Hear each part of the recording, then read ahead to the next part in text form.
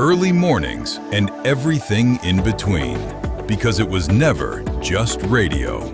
It's lifestyle, it's culture, it's connection. More music, less noise, more feeling, more life.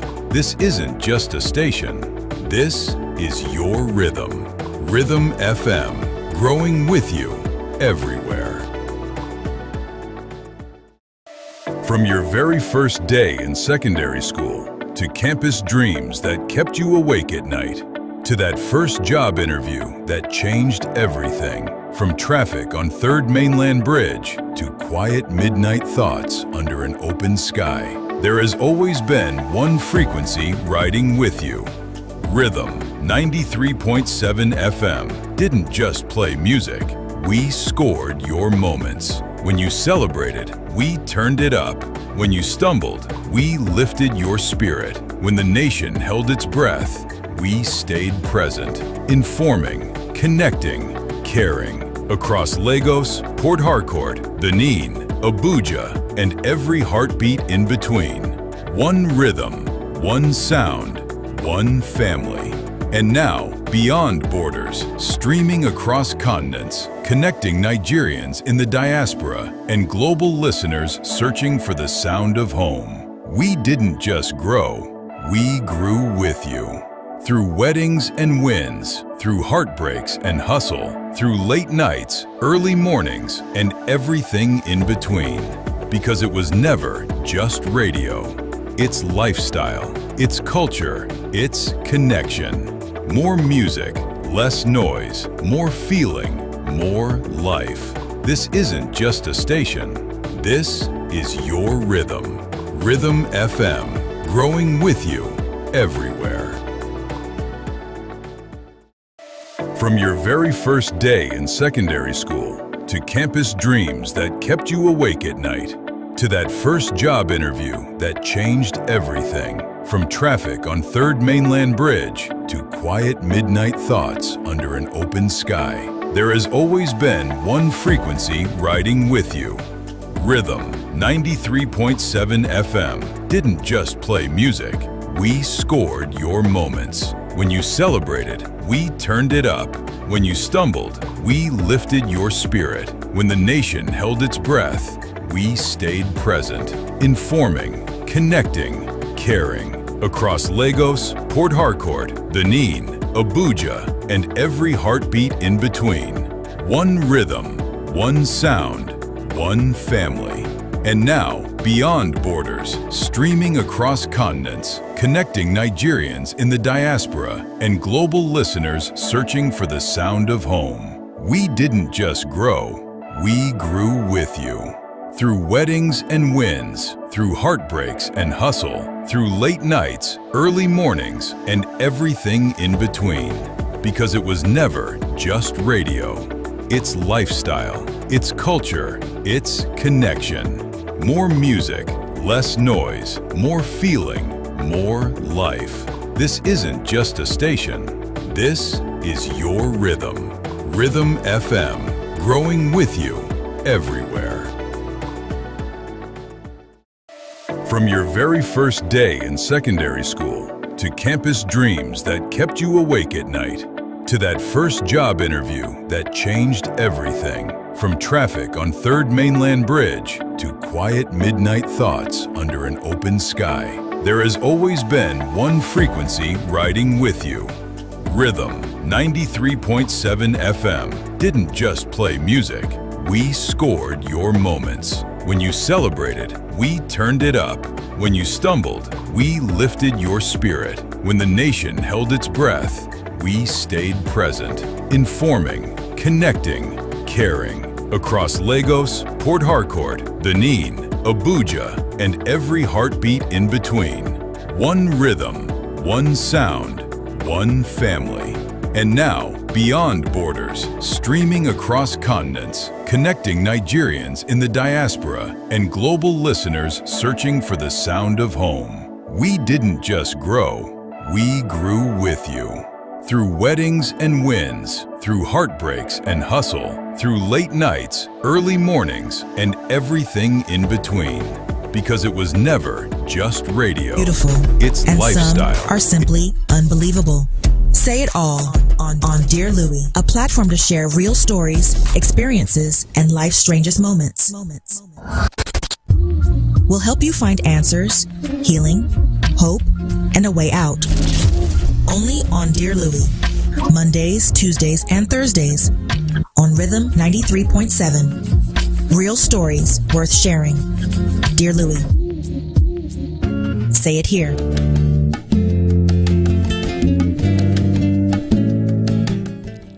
Good evening and welcome to Dear Louie on Rhythm 93.7 FM. You know, life has a way of dividing itself in two parts. There is life before everything changed and the life after. Now, for some people, the moment comes with the loss of a loved one. For others, it's an accident, maybe a phone call or a diagnosis they never saw coming. Now, imagine waking up one morning thinking about work, family, and what to have for lunch, only to find yourself sitting in the doctor's office hearing words that completely changed your life. Words like, you have cancer. It's a diagnosis that carries so much fear, not just because of the illness itself, but because of everything that comes with it. The questions, the uncertainty, the treatment, the waiting, the emotional weight, and for many people, the fear of what tomorrow might look like. But this evening isn't just about cancer alone. It's about courage, it's about hope, it's about discovering strength you never knew that you had. It's about what happens when life gives you another chance. Joining me this evening is someone whose story is one of resilience, faith, and healing. She goes by the name She Fights Cancer on Instagram. Please help me welcome Dawodu Tolulope. Thank you so much for joining me, and you happen to be a cancer survivor, so thank you for trusting us with your story. Yeah, thank you for having me. All right, so tell me about yourself, you know, before cancer, before you had the diagnosis, what was life like? Okay, so first off, my name is Tolulope, and I was 26 years old when I got diagnosed with cancer. My life before cancer wasn't all fun, or, you know, it wasn't extra. It was just there. Yeah, it was just there. Okay. So, do you remember the day that, you know, you got diagnosed? What was that day like for you? How do I put it? That day was, I'd say it's one of the most traumatic day of my life. Yeah. It felt surreal. You know, even after I got my diagnosis, after I got the test results that I went, the biopsy result that I went for, after I got the result and I went through it, it still felt like there has to be a mistake somewhere. Yeah. And then even after I met with my doctor, it wasn't until I met with the breast surgeon that I was with, because when I went into the hospital, I was directed to the surgical departments of the general hospital. So I was talking to the surgeon then. So when I showed him my results, and it was like, he kept talking about it. And then he was very straightforward, you know. He said, oh, the next thing after this is to get the breast removed. When he said it, I thought he was joking. Matter of fact, I was laughing. I thought he was joking. But then they saw me laughing, and he was like, why are you laughing? I'm serious. He said, why are you laughing? I'm serious. That was when I realized that, okay, this is serious. This is serious. Yeah. And so you were diagnosed with breast cancer, and Yes. you had to take it off. Wow. So what was that like for you? Life-changing. Life-altering, to say the least. Yeah. It was life-changing. It changed my life, not necessarily in a very bad way. You know, like I said earlier, my life before cancer wasn't all that fun and all of that. I used to be a very private person. Matter of fact, I don't like going out. I didn't used to like going out. But now, since my diagnosis, I've become more vocal, and I tend to put myself out there more now. Yeah. So I'll say that's like the positive impact of, you know. Just to create awareness. Yes. Okay, so what was the procedure itself like? Was it painful? Mentally, how were you even doing mentally? Okay, so the the procedure itself, it's called mastectomy, the breast removal. That was the first step for me. It was the removal, the mastectomy. So the mastectomy itself is, while doing the surgery, I was under anesthetic, so I didn't know what it felt. I didn't know what was going on. But when I woke up, when the anesthesia wore off, I felt, the pain that I felt was, I don't even know how to explain it. I'm a mom, I've had a child, and I've been through labor pains. So I'd multiply the labor pains by 10. Oh, wow. Yeah. That was when I woke up. The anesthetics had wore off, and the whole pain just rushed in. It rushed in. Now, that's the physical pain. The mental pain itself, it's insane. It's something that I'm just, teaching myself to get over. Yes. All right. City of Lagos, we're still here. We're still talking to Tolulope. She's a cancer survivor, and I've got so many questions to ask her. But let's just go on a little break, and when we get back, of course, we have so much more to talk about. Stick with us. This is Dear Louis. Thoughts under an open sky. There has always been one frequency riding with you. Rhythm 93.7 FM didn't just play music. We scored your moments. When you celebrated, we turned it up. When you stumbled, we lifted your spirit. When the nation held its breath, we stayed present, informing, connecting, caring. Across Lagos, Port Harcourt, Benin, Abuja, and every heartbeat in between. One rhythm, one sound, one family.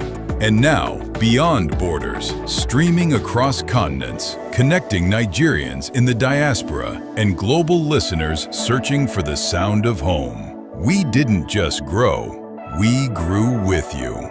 Through weddings and wins, through heart. That's her Instagram name. She goes by Tolulope, and she's a cancer survivor.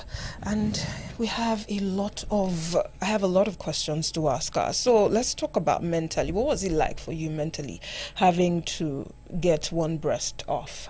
Draining. I tend to live with the fact that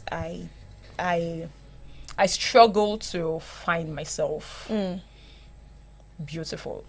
Yeah. I know I say I go online and I talk about accepting yourself the way you are and all that, but it's a struggle for me, myself.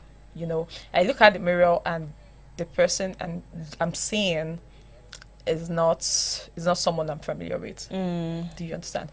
So it's a struggle. And sometimes I feel like, oh, I'm ugly, this and that. And even with my partner has been super supportive and all of that. And he says, oh, no, you're beautiful and all of that. But it's stuck to my head, Even after he says you're beautiful and all of that, I still feel like I'm not beautiful enough. I'm not beautiful anymore like I used to be. Yeah. Did your child ask you questions? Oh, of course he did. What was that like for you? Painful. My son is he's 8 years old and he's super sensitive. So, and he's very curious. So as much as I tried to hide it, he notices a lot of things and all of that. So recently I asked a question that it touched me. So he said, Mommy, is it going to grow back? You didn't ask, you didn't say specifically, you just said, is it going to grow back? And I asked what? He said, you didn't want to say it. I said, talk, what are you talking about?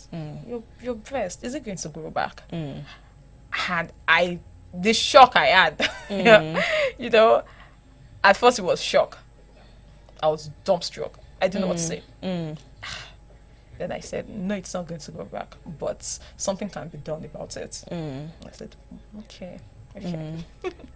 All right, let's talk about now your family, friends, were they supportive? Because when people tend to go through things like this, the people that are really there for you, you either have support or you lose a lot of friends and family. So what was that like for you? In my case, my family was super supportive. Yes. And my friends. Matter of fact, people that, we weren't talking. I mean, acquaintances that, we knew each other, but we weren't talking. When they heard about my diagnosis and, heard about my fundraising, everybody turned up for me. Oh, that's wonderful. Yes, everybody. Matter of fact, after my surgery, I didn't know my treatment was going to be that expensive. So when I found out the whole cost and all of that, I didn't even know I was going to be able to continue the treatment because it was a lot of money. I had given up. But then something just told me, pushed me to, put my story out there and all of that. So when I posted it and did all of that, people turned up for me. My family, friends, people that I didn't even know, they turned up for me. All right, so everybody was supportive and everybody was strong, yes. For you. But were there moments where you were alone and you could not just keep up with strength? You did not just have it in you to be strong. So the thing is, with cancer, regardless of how much people you have around you, there are times where you feel alone. It's not just me. I'm very sure quite a number of survivors, not just cancer survivors, people that have been through some sort of terminal illnesses, I'm pretty sure they can attest to it. You have a full house of people supporting you. There are times that you feel alone because people can only say, oh, we understand how you feel. They don't really understand how you feel. They might have an idea, but they don't really know how you feel because they've not been through what you've been through. So there are days where I'll have everyone around me and I'll just want to be alone. I'll just go to my room, lock myself in the room, and I'll just sit down and start crying. Do you understand? There are several days like that. Even till now, I still feel that way. I lock myself in the room and I just want to cry. I understand. Did you try counseling, therapy at any point? No. Okay. No. Okay, so what was your source of strength? After crying, I opened the door and, I met my family. So basically my family, my son. All right. So in all of this, what scared you the most? Was it the illness itself, the treatment, or the uncertainty of not knowing what tomorrow looks like? The uncertainty. That's the thing with cancer. You don't know what's coming next. Even after your treatment, even after you've done everything right. Really? Yes, even after you've done everything right, the uncertainty, it still lingers, People tend to have reoccurrence. I have friends that have had reoccurrence that they had been done with the old treatments and it came back. Sometimes it even comes back worse than worse, really? Yes. Even after spending millions of naira to treat themselves, it comes back. So that uncertainty, that's the greatest fear that I have. Till now? Yeah. Okay, so was there ever a moment when you were like, you know what, I don't think I can do this anymore? Because you obviously cried a lot. Would you say you were depressed at any point? I almost got depressed. But the people around me would not even allow me, Whenever they say that I'm close to that stage, they try their best to bring me back, to remind me that I am loved. And all of that. So apart from your family, what else kept you going through during those dark days?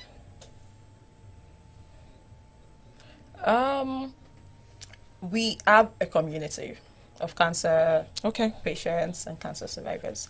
So communities like that outside of my family, we strengthen ourselves.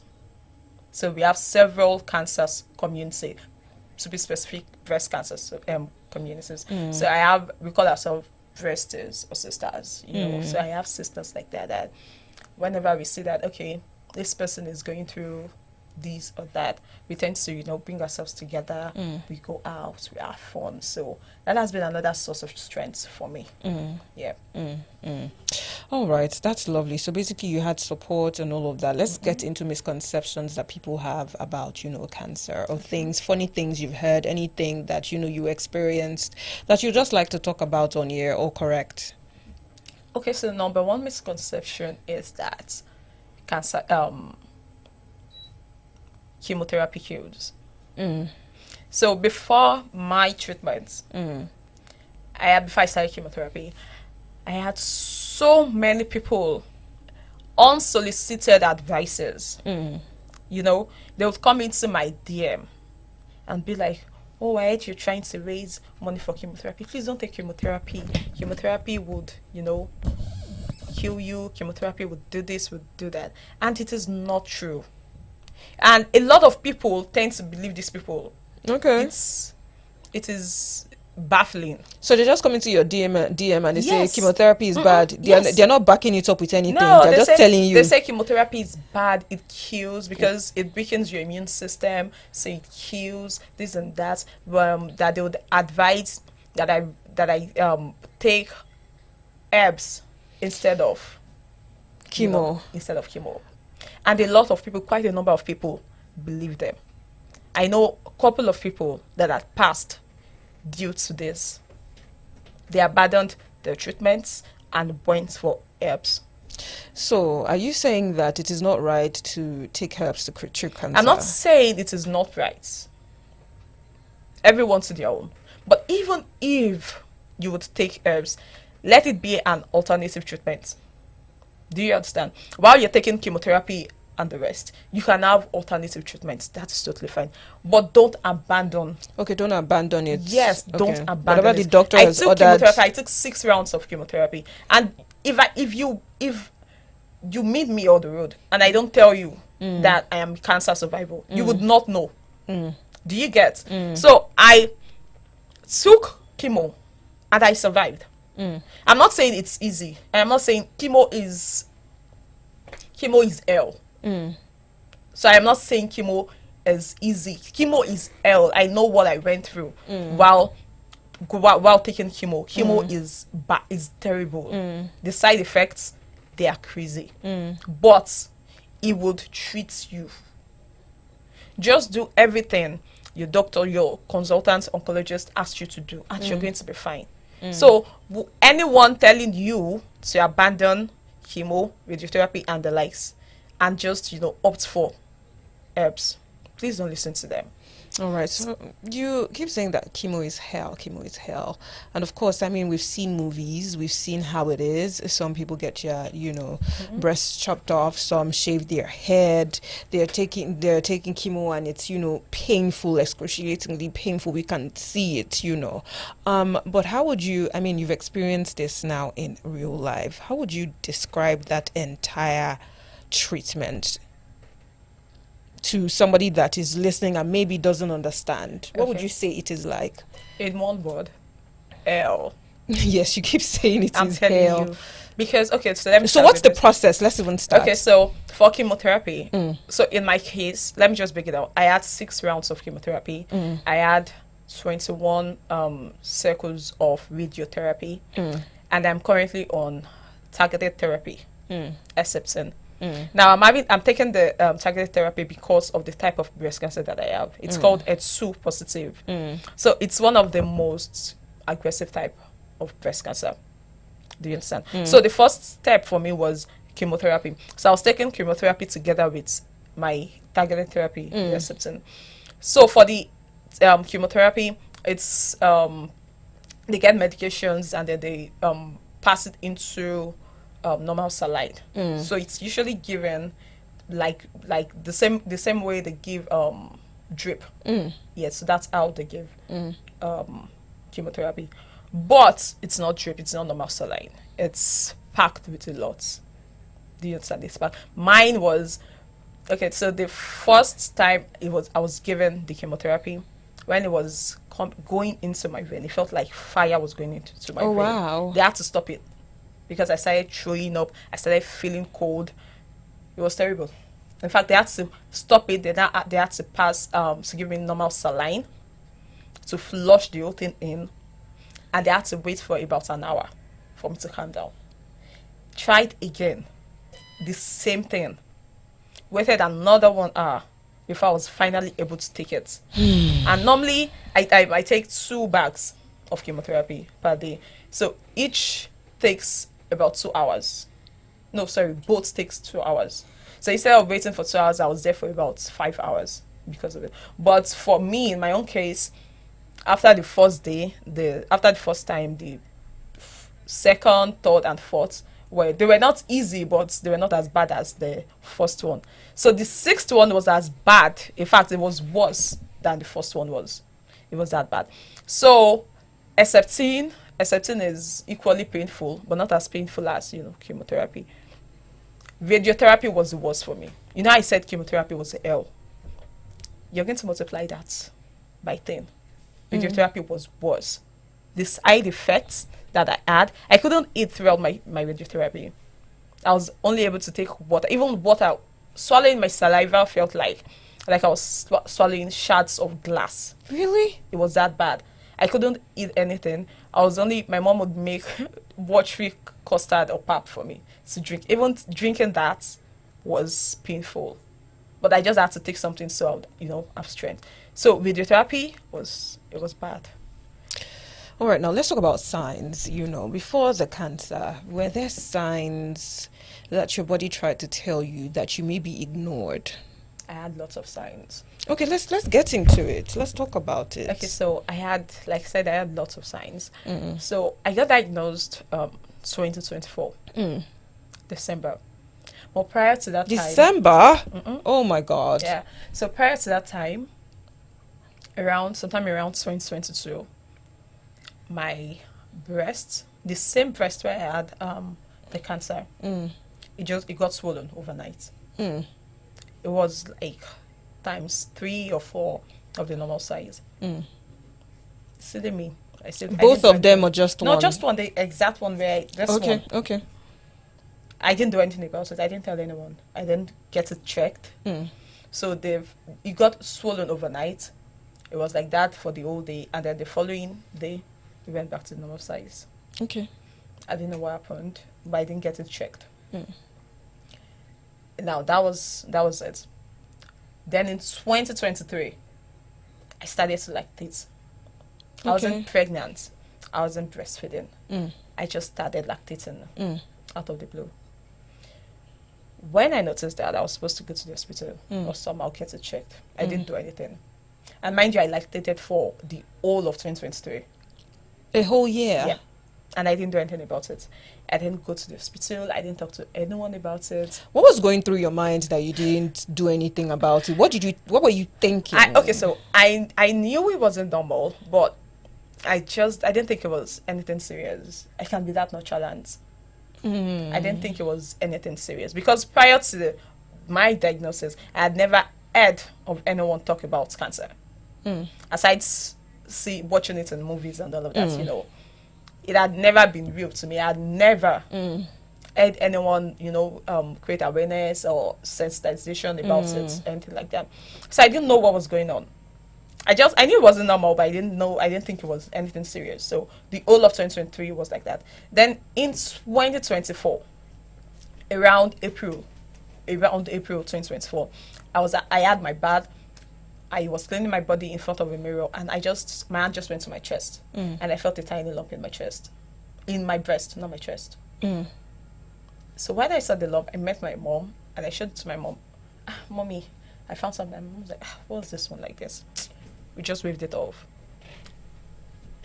About another week or thereabout, the lump was still there. It had grown a bit bigger than it was.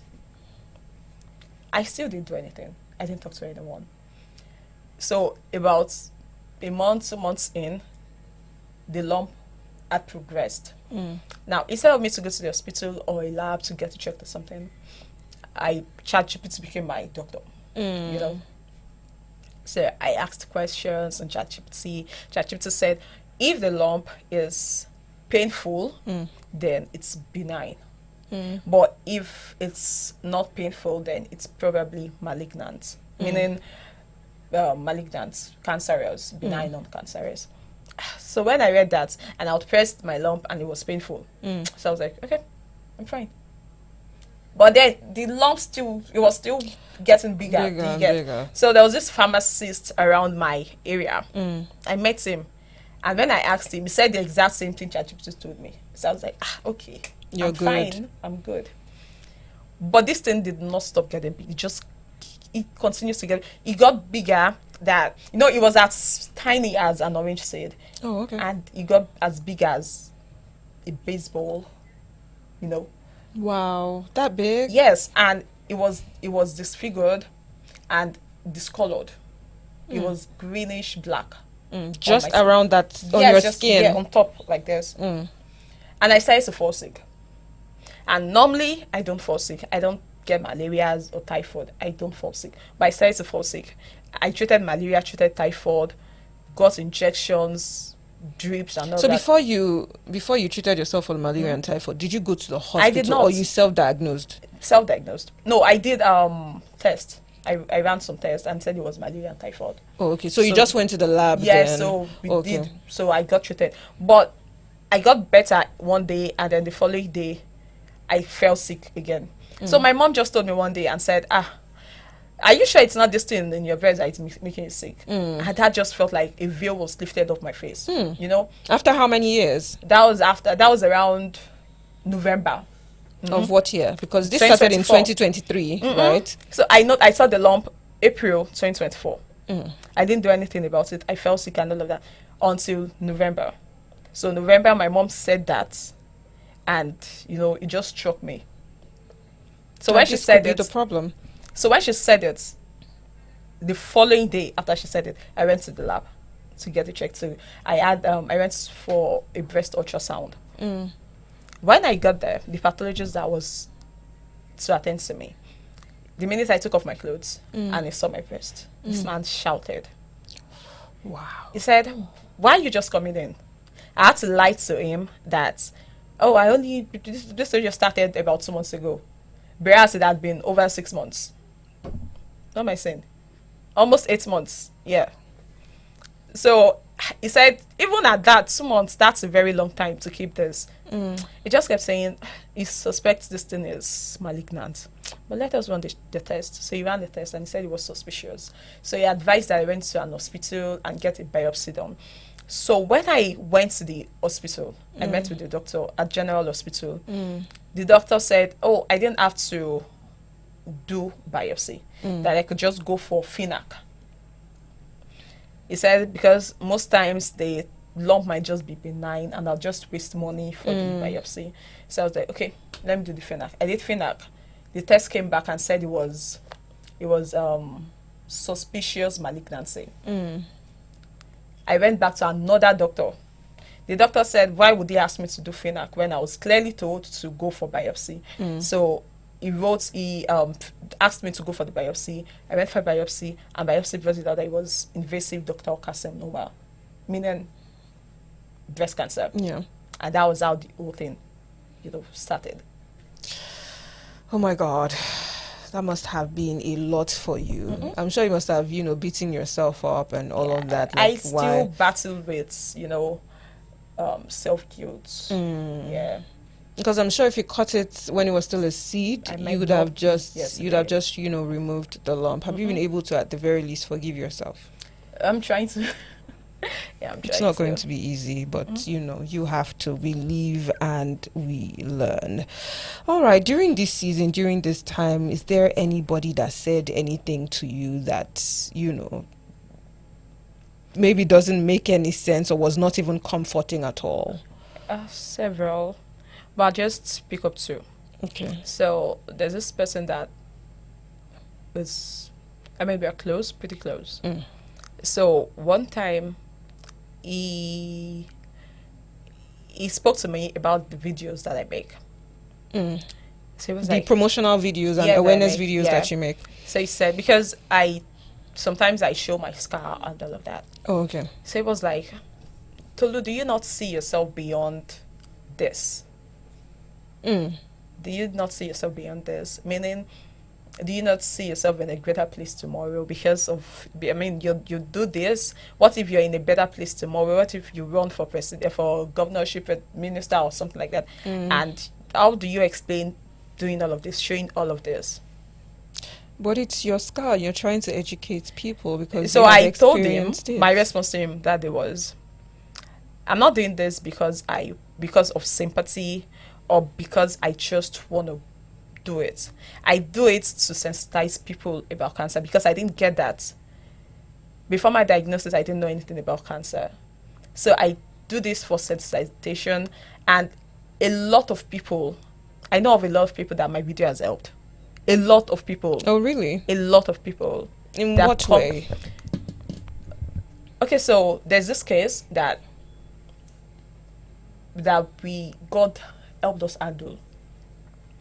So sometime last year, I went to Fresh FM. I was at Fresh FM at Ibadan. So I spoke on the radio and all of that.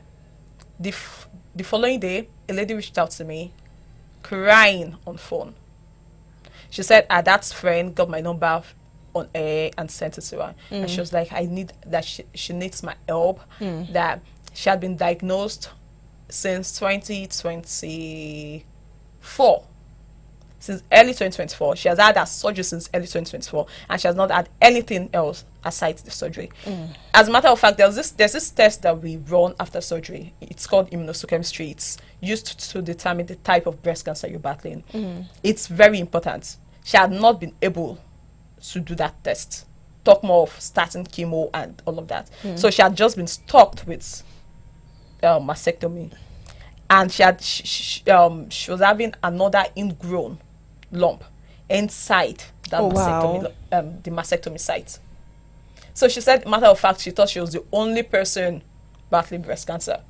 What? She thought she was the only person battling breast cancer. Wow. She said she had never seen anyone else. She thought she feels like she's alone in the world and all of that. So and thank God she was living very close to she stays at Ikorodu as well. So I had to go to her house. I met with her, and that day we made a video to solicit for help online. The following day, this lady got money. Really? She was able to raise money for her immunohistochemistry test. Everything? For her test. Okay, and for her test. Yeah, okay, right now she's done with chemotherapy. She had 8 rounds of chemotherapy. And she got the money online. She got the money online. People were able to come through for her. At first, she was shy. She said she does not want to make the video. That what would people say? People that knew her, what would they say, and all of that. I started preaching to her. I told her, do you want to die? You have a child. It's either what people will say or your life. Do you understand? So lots of people like that had seen my video, and my videos had strengthened them. It has encouraged them in so many ways that I can't even begin to count. So that was my response to the man. Okay, let's talk about the first day that you looked at yourself in the mirror, looked at your scar, and you said, you know what, I think I'm coming back to myself. I think I'm getting my spark back. Okay, so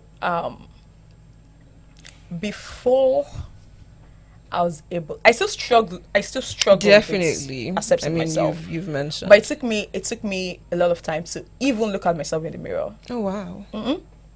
After my surgery, after the bandage and plasters were taken off, it took me a very long time to look at the mirror. It took me a very long time. A very, very long time. But then one day I just gathered the strength, and I looked at it, and it felt ugly. I'm not even going to lie. It looked so ugly. It looked so ugly. And I'm still struggling with finding that strength. Honestly, I just try to compensate with, looking good outwardly. Yeah, that's what I do. I compensate with looking beautiful outwardly. I try my best to look good outwardly. I still struggle. I'm not going to say I've accepted it. Okay, so you're not there yet. I'm not there yet, honestly. If I had the money, I would have gone for reconstruction.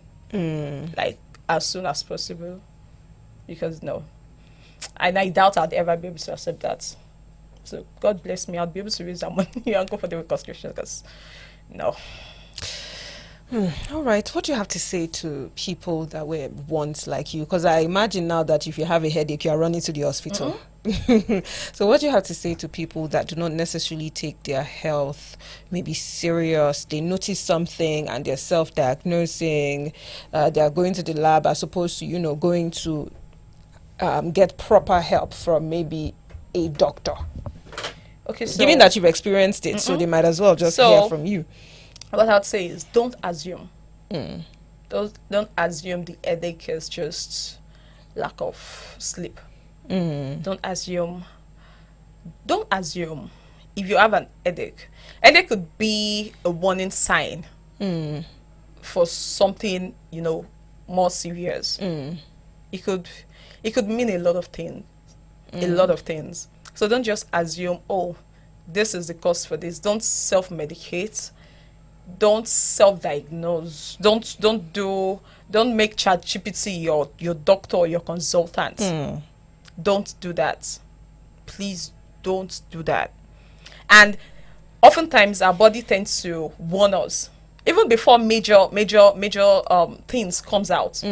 Our body tends to warn us with little signs that that we ignore, and then those little signs, they compound and become something huge that we eventually be like, okay, this is serious, and we begin to spend lots of money on. So the minute you start to notice something different from your usual self, please go to an hospital. In fact, normally we're supposed to run medical checks like every 3 months or thereabouts. So don't wait until something happens to you before you go to the hospital. I know we Nigerians, we tend to be like, that's the way you define. You go see with the hospital. But honestly, it's not like that. It's better you catch it early. It's better you catch it early. And honestly, it's not like these sicknesses would come and knock on your door and tell you, oh, please prepare. I'm coming to your body by next week. It just comes, and if you don't check, you won't know. If you don't check, you won't see it. You won't see it. So please check yourself at least every 3 months.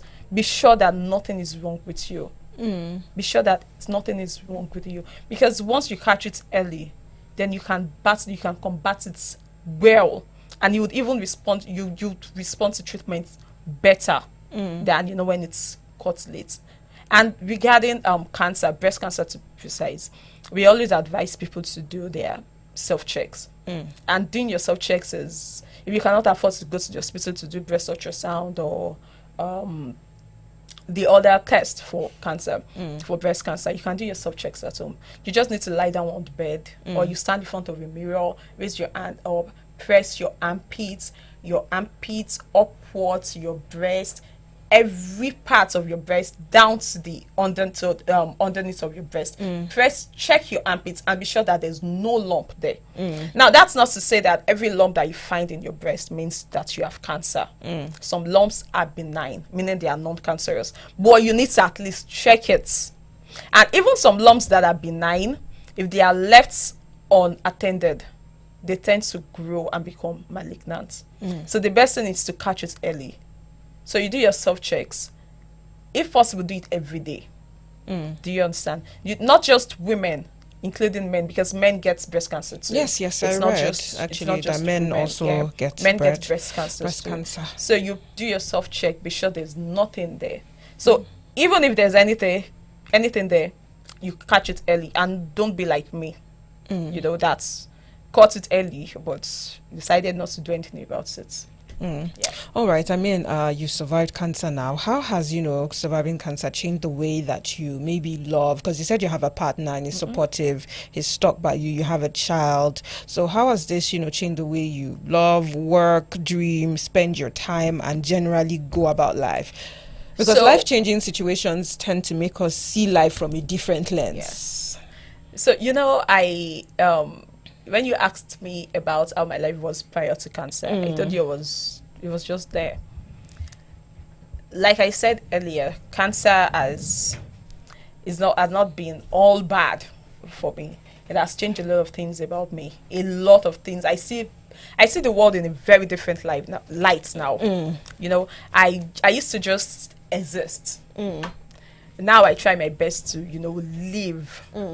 And now I say that anything could happen to you at any moment. So the best thing is just to, live your life as good, as best as you can, and try to enjoy it.